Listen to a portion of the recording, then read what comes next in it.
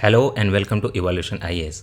So today is our 7th class of most important current affairs for the prelims 2020, and in this lecture we will see the current affairs related to art and culture topic from the month of April 2020. So our first topic will be a community called as Tablighi Jamaat. This community came in picture because of COVID-19 spread through their congregation in Delhi, and more than 200 people were infected with COVID-19 because of this congregation in Delhi, and later they spread this unknowingly in Indian people, in Indian masses, in a large number. So we will come to know about what is Tablighi Jamaat and what is their theme of the society, when was it created, everything, the history of it, because now this community becomes important for the UPSC prelims also, and for general awareness also we should know that. The second community will be Nihang community. Nihang community came in picture in Punjab when they chopped off the hand of a sub-inspector from Punjab police. So Nihang community also we will see, this is a sect of Sikhism, okay? So we need to study it and also their role in Indian history. So this will be connected to modern history also. Then our Ministry of Culture has launched a scheme, National List of Intangible Cultural Heritage of India. They have created a list actually, not the scheme. So we should know what is intangible cultural heritage and what is UNESCO's role here. I already told you about this thing, but again we will repeat, not a problem, because this scheme or list has come from Ministry of Culture, not from UNESCO. So we need to study that also. Then we need to study a scheme from Ministry of Culture which was created during 2013-14.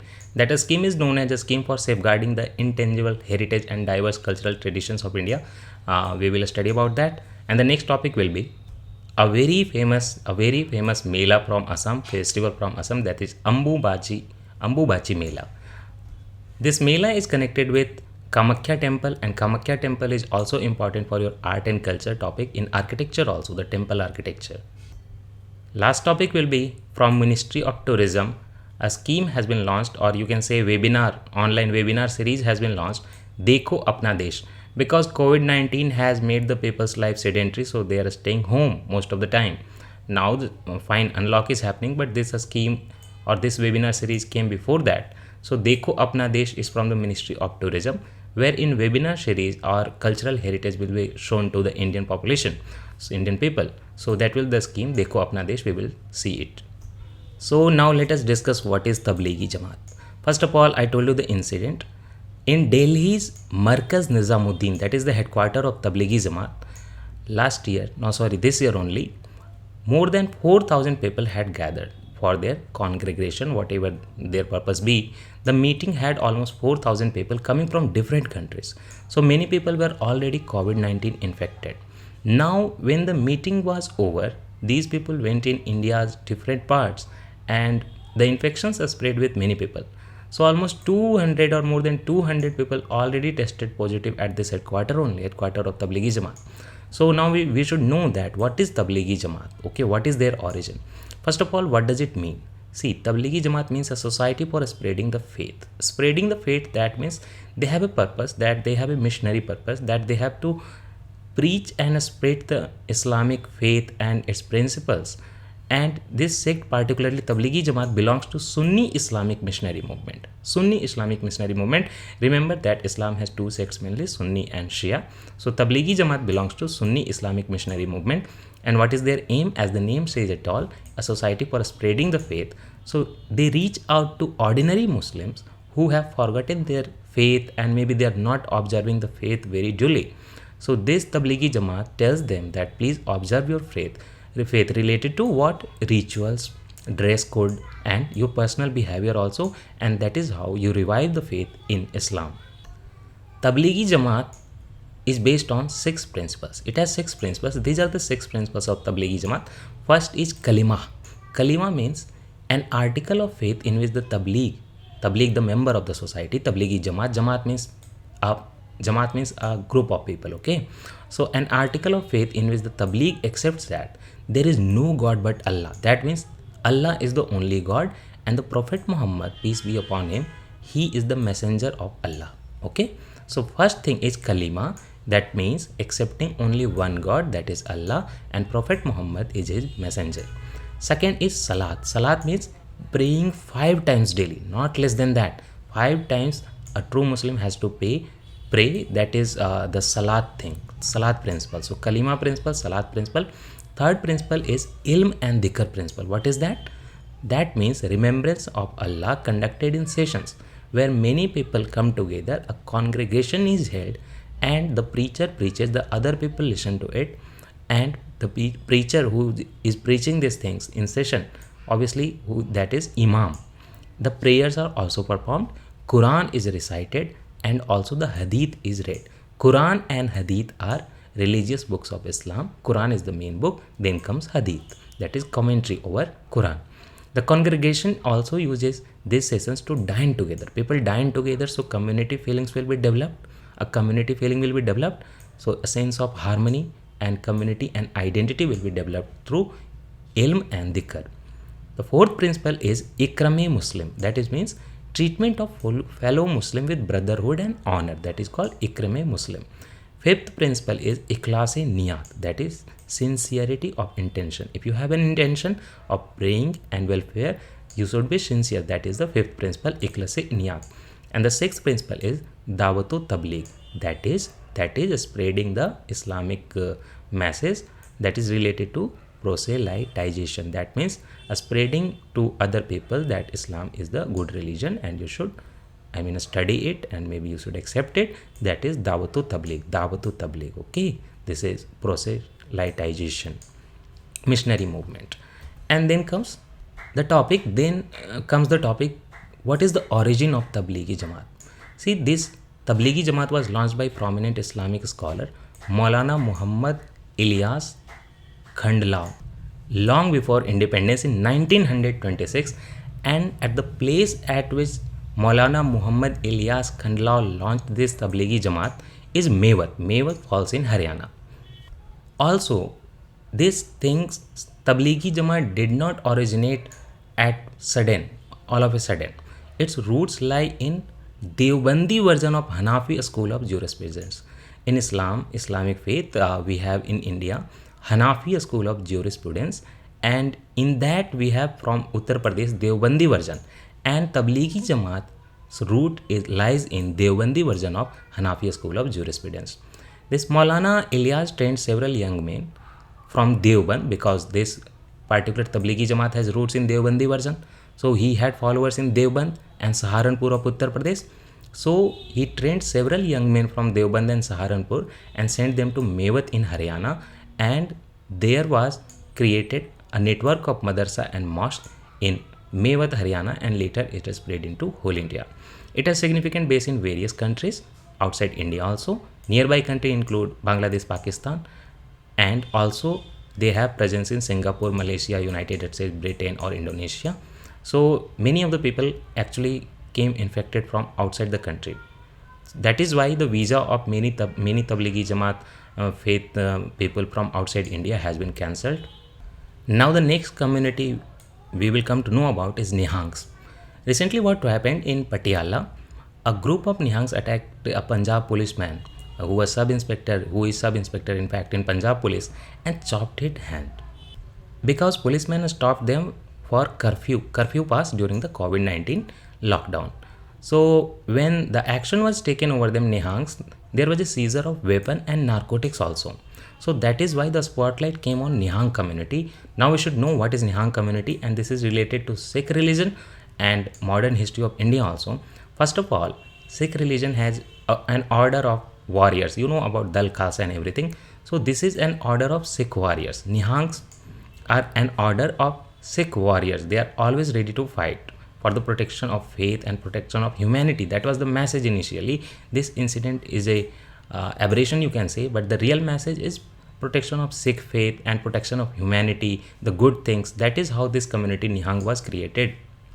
Because if you see the origin of the word Nihang, origin is from Sanskrit word Nihshank, and Nihshank means without fear, unblemished, no blemish, pure, completely pure, carefree, and indifferent to worldly gains and comfort. That means a person having the feeling of emancipation from the worldly comfort and gains, and who is not having any fear, no blemish, is pure at heart and is very carefree, and that is how he is classified as Nihang, that is a Sikh warrior.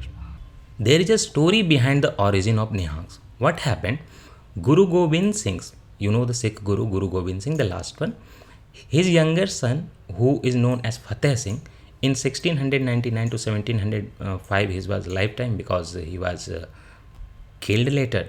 So Fateh Singh comes to Guru Gobind Singh, his father, and he comes in a dress clad with blue chola and blue turban. You can see the dress. That is the representational image.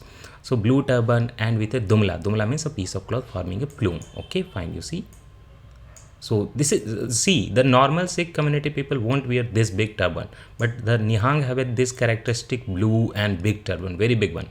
So when Guru Gobind Singh sees this, he says that is so majestic, and he calls them, it shall be the dress of Nihangs, the reckless soldiers of the Khalsa. So within the Khalsa, Guru Gobind Singh said that the people who will be reckless and fearless and the epitome of courage, that will be classified as Nihangs, and this will be the dress code of the Nihangs. That is the story behind Nihang community's dress code. Now we need to relate this topic with our modern history. What is the role of Nihangs in Sikh history and modern history? During 1710 and 1715, Mughal governors situated in the province of Punjab and around, they started killing Sikhs because of faith problem also, because they had the different faith from Mughals, and also because of territorial disputes also, that who will be ruling. So Sikh empire, the first Sikh Panth empire, that failed. Okay, this happened in 1710 and 1715, and Mughals were killing the Sikhs. And also at the same time, you see, Ahmad Shah Durrani came from outside India in 1748 and 1765. He was Afghan invader, so he also started killing Sikhs and Hindu community. So for the protection of Sikh and Hindu community, these Nihangs had a major role. They tried to defend the Sikh empire and Sikh people and Hindu people also against the onslaught of Mughal governors and Afghan invader Ahmad Shah Durrani in these two periods, one from Mughals in 1710 and 15, and from Ahmad Shah Durrani, Afghan invader, in 1748 to 1765. These two periods, they fiercely fought and protected Hindu, Sikhs and other Indian people from this violent attacks. These Nihangs never considered themselves subordinate or below the position of Sikh chiefs and maintained their independent existence. And it is also known as the Akal Takht you see in Amritsar, that was known as Akal Banga in previous time in modern history, now known as Akal Takht in Amritsar. Nihangs also took control of religious affairs of Sikhs in Akal Takht of Amritsar, because they did not consider themselves subordinate to any Sikh chief handling this Amritsar Akal Takht. But till the time they were controlling Amritsar Akal Takht, everything was good for them. But they become powerless when Sikh Empire falls in 1849. You know, Anglo-Sikh Wars. Sikh Empire falls in 1849, and British authorities appoint manager. Manager will be known as Sarbrah for the administration of Golden Temple in 1859. So the administration of Golden Temple goes away from Nihangs in 1859 to the British appointed manager known as Sarbrah. And that is how the Nihangs become very powerless, because they don't have any control over the religious affairs of the very important, the most important place of Sikhs in India, that is in Amritsar Akal Takht Gurudwara. So now you must have a confusion that Sikh warriors are already a different, community created, for example, Dal Khalsa and everything. So how are Nihangs different from other Sikhs and other Sikh warriors also? First of all, did you see the dress code? Nihangs observe that Khalsa code of conduct in its strictest sense. Okay, what does that mean? Sikh warriors and Khalsa code has a dress code, right? In that dress code, Nihang's dress code is very strict. For example, you saw their turban, very big one. Also, the normal Sikh warriors will wear a saffron above their dress, but Nihangs hoist a blue Nishan Sahib flag atop their shrines. In their shrine, normal Sikh shrines, you will see a saffron flag, but Nihang's shrines will have a blue, that is Nishan Sahib. They call this blue flag Nishan Sahib on their shrines. So first of all, the difference lies in the dress code, and the second difference lies in the flag hoisted on the shrines of Sikh community. Normal Sikh community will have saffron flag. Nihang's community will have blue colored Nishan Sahib flag. Also, Nihangs do not have any allegiance to an earthly master. They directly believe in God. they are always prepared to fight. So they have these slogans. Chardi Kal. Chardi Kal means forever in high spirits. They are always ready in high spirit to fight and protect faith and their culture. And Tiyar Bar Tiyar, state of Tayar. Okay, Tayar, the Hindi word. Tiyar Bar Tiyar. That means a state of ever preparedness. They are always ready and always in high spirits, that is Chardi Kala, and always ready, that is Tiyar Bar Tiyar. For any unforeseen event, any calamity, they are always ready. So where does this narcotics comes in action?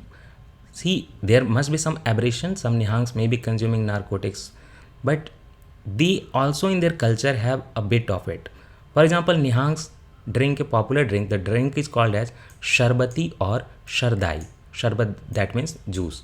Sharbati or Shardai, and they call it sacrament drink. Okay, very sacred drink. Sharbati Deg, you call it, or Shardai. But this drink contains normally grounded almonds, cardamom seeds, but you see poppy seeds also, black pepper, rose petals, and melon seeds. So they have been consuming a bit of narcotics in a different way culturally. Also, when a small measure of cannabis is added to it, it is termed as Sukhnidhan, treasure of comfort. Sukh se, this word is created from Sukh, Sukhnidhan. So they add a bit of cannabis also. In fact, in India, Aghoris also consume cannabis to a large extent, most of them. So they have been consuming this narcotics culturally. Now, can you tell me in the comment section which act of Indian government prohibits the consumption of narcotics, and when was the act created? And does it ban cannabis also? Can you please delve into that topic and tell me that does it ban cannabis also?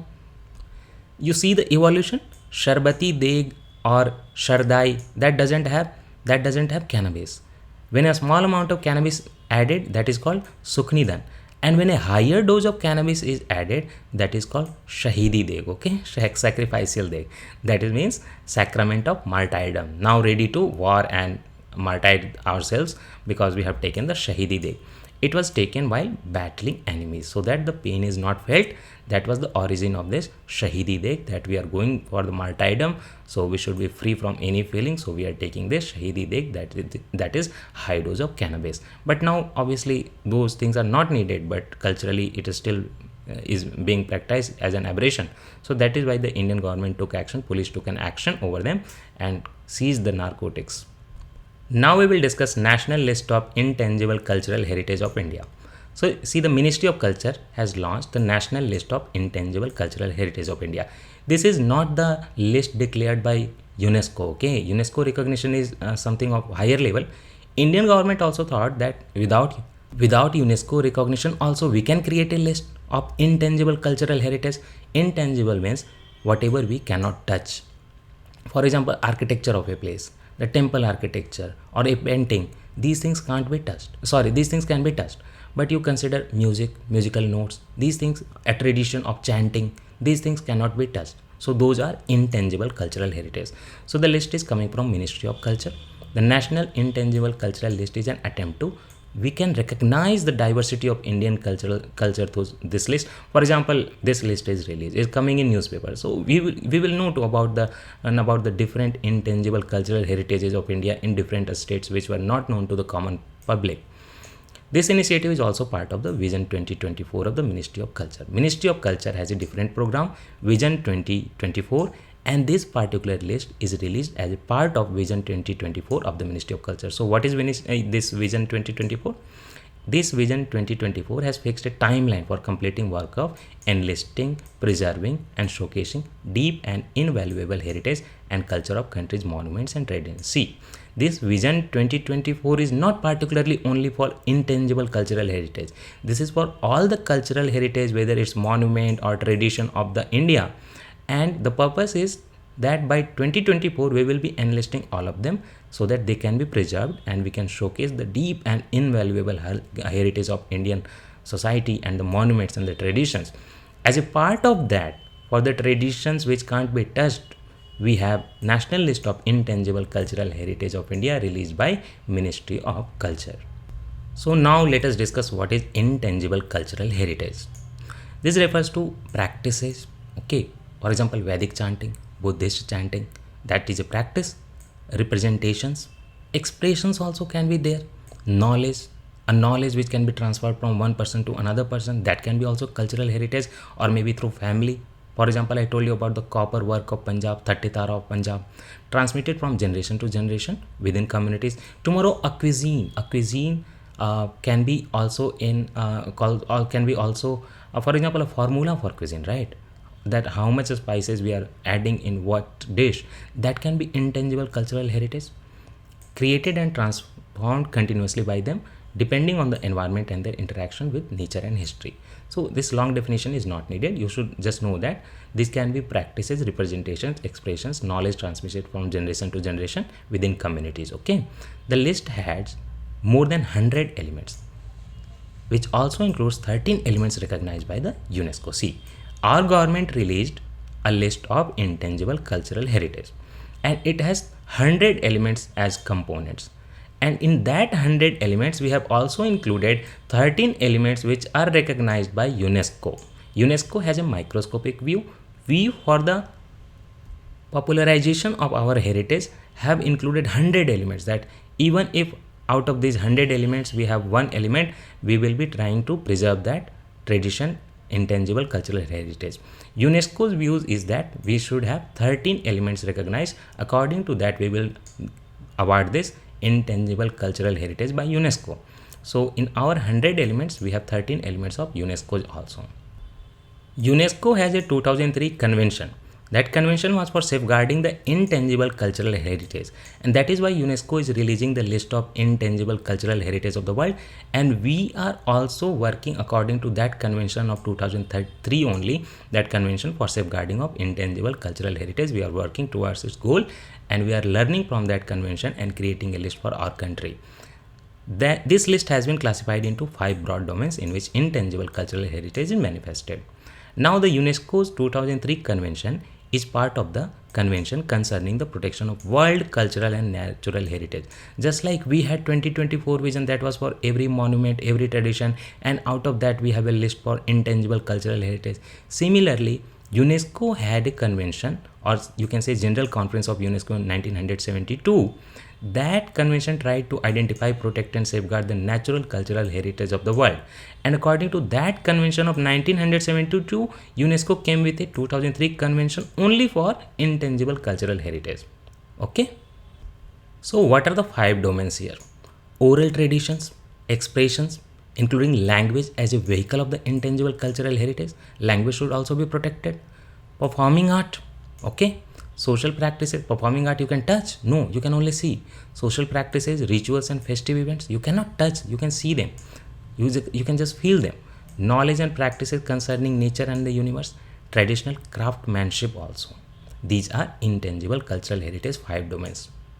Now let us see the scheme for safeguarding the intangible cultural heritage and diverse cultural traditions of India. This scheme, I told you about the list previously. That was not a scheme. We have a scheme also for safeguarding intangible heritage and diverse cultural traditions of India. That scheme came in by Ministry of Culture in 2013-14. What is the objective of this scheme? The objective of this scheme is to support and strengthen the efforts of various stakeholders. There can be private stakeholders. There can be the society which has this intangible cultural heritage. Their society is also a stakeholder. The public are stakeholders. Maybe the trade people who can be trading those intangible cultural heritage and earning money and also providing some money back to the community. They can be also stakeholders. So we need to widely recognize and accept this dissemination, that is means popularization of that intangible cultural heritage, preservation and promotion of the rich, diverse and vast intangible cultural heritage of India, including recognition of the same by UNESCO.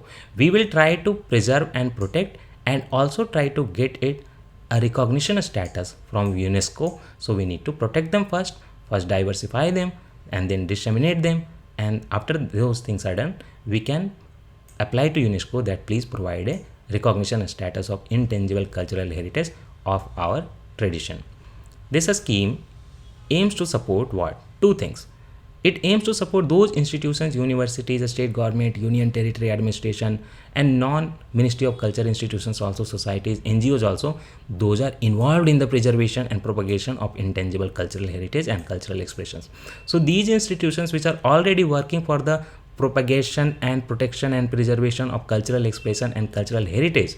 This scheme will provide to support them. And the second, individuals also. These are about the institutions which are involved in cultural heritage preservation of intangible cultural heritage. Second is individuals, researchers. For example, tomorrow I start researching about one oral tradition, so government will support me through this particular scheme. Okay, scholars, professionals who are involved in research, training, preservation, perpetuation, that means proliferation from one place to another place, dissemination, again the same thing, and propagation of intangible cultural heritage, cultural expressions. So you can summarize that institutions which are involved in propagation of intangible cultural heritage and cultural expression and preservation, those will be supported through this scheme, and the people who are involved directly, those also will be supported. So people and institutions both will be supported who are involved in preservation, propagation and protection of intangible cultural heritage of India through this scheme. A scheme is known as a scheme for safeguarding the intangible heritage and diverse cultural tradition of India. The scheme came by Ministry of Culture in 2013-2014. Now come to this very famous festival Mela, Ambubachi Mela. First of all, why the news came? Ambubachi Mela was cancelled this year because of COVID-19 pandemic, because this is a very crowded festival. So it was expected that if this festival was conducted, many of the people might get infected from even one person. So that is why this annually conducted Ambubachi Mela of Assam was cancelled this year. That is why it came in news, and also this is very important for your UPSC prelims. So we should know what is Ambubachi Mela. This festival symbolizes the fertility cult of goddess Kamakhya.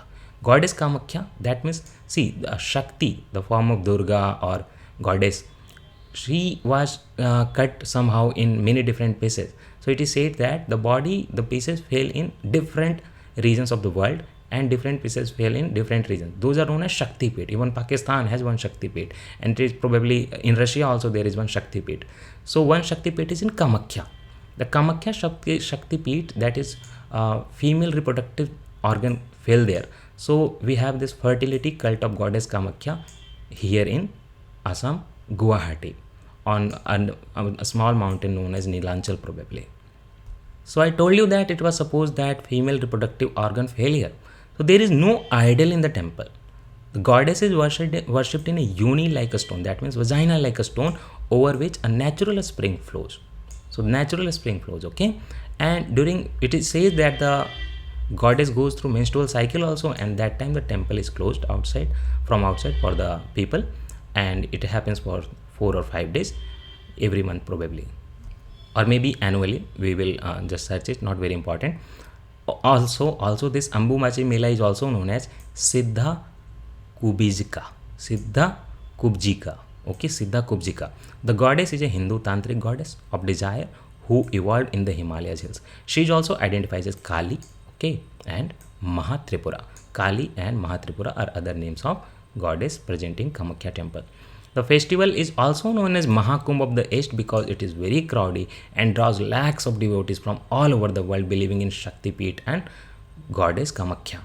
So you should remember Ambubachi Mela is connected with goddess Kamakhya and the temple Kamakhya. You should also read about Kamakhya temple architecture, terracotta architecture. Also, when was the temple created?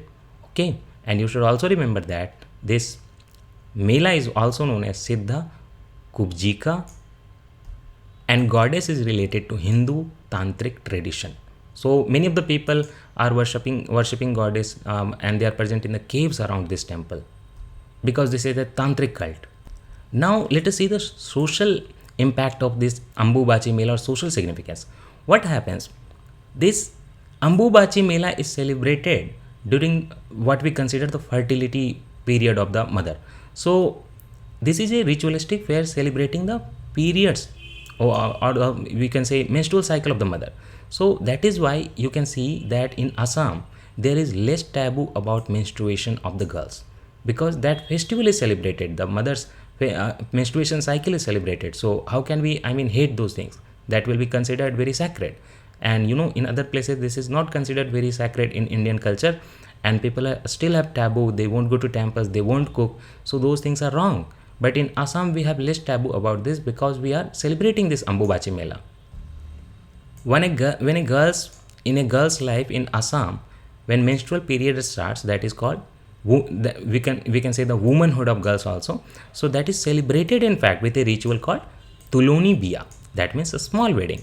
Ambubachi Mela serves as an occasion to promote awareness on menstrual hygiene also. Okay, menstrual hygiene also is promoted through this Ambubachi Mela. And also taking inspiration from this Ambubachi Mela, in Assam, the first start of menstrual cycle in a girl's life is celebrated in a small ritual that is known as Tuloni Biya, and that means in English a small wedding.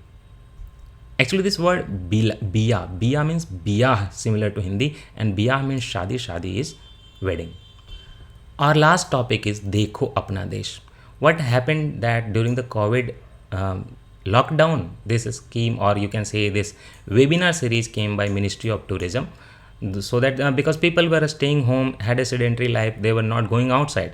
So Ministry of Tourism wanted people to see their culture and tradition, so that in fact after the COVID lockdown, during the unlock period, they will go and visit those places. So for that awareness, Ministry of Tourism came with Dekho Apna Desh. So what will this webinar showcase? This webinar will showcase the diverse and remarkable heritage culture of India. For example, monuments, cuisine. I told you already, cuisine is also a very traditional thing, and this is heritage. Arts, dance forms, natural landscapes also, so that you can visit Munnar sometime. Festivals, for example, Ambubachi Mela, and other aspects of rich Indian civilization. And this offers a virtual travel to the travelers. 3D travel and everything is created. So that is how our lecture ends today. See you tomorrow. Take care. Bye bye.